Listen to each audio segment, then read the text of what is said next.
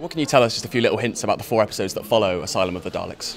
Dinosaurs on a spaceship, David Bradley being ghastly and dastardly, and then we've got a town called Mercy, which is a sort of bona fide western with an alien twist. It's just amazing because they've given me and Arthur kind of 5 movie-scale epic episodes to leave in, and they're all kind of leading up to this inevitable departure in episode 5.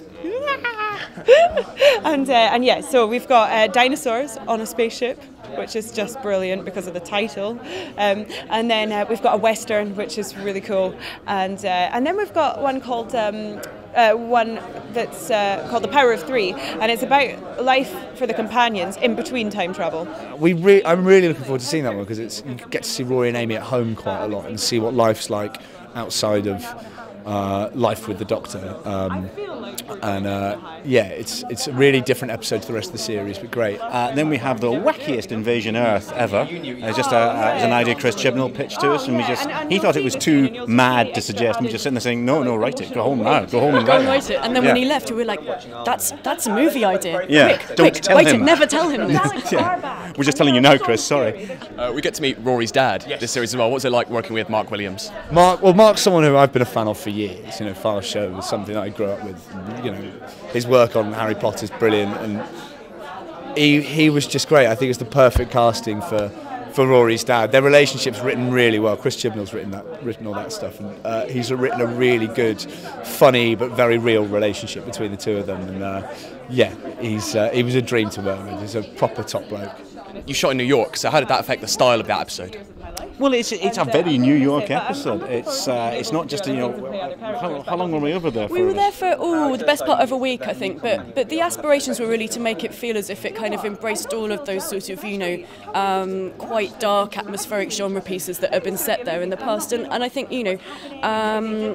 all of the directors this year have really gone for it in trying to kind of use genre and then push it to a Doctor Who level. And certainly sort of the New York episode does that in spades. So it's Weeping Angel noir. It's what you've always wanted.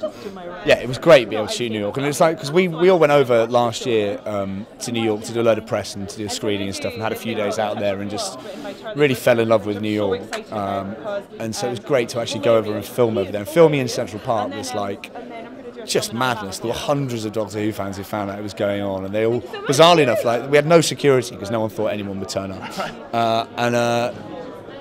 Then all these hundreds of people turned up who were just really well behaved, and like they were all kind of shouting and screaming. But then as soon as the camera started rolling, they were very, very quiet and just kind of watched what was going on. So that was mad. And the Weeping Angels, like, so scary. It's really brilliant. It's really good. I wish I could tell you about it, but I can't.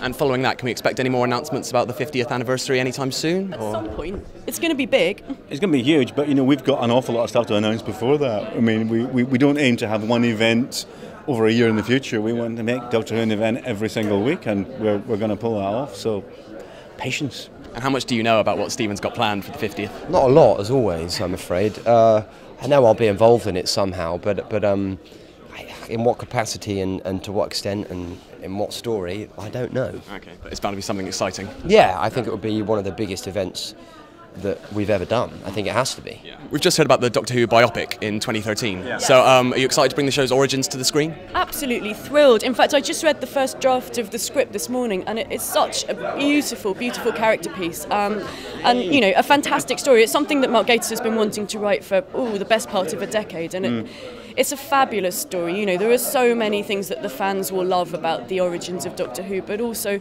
the characters who made it are just such extraordinary people that I think it's something that will be a joy to bring to life.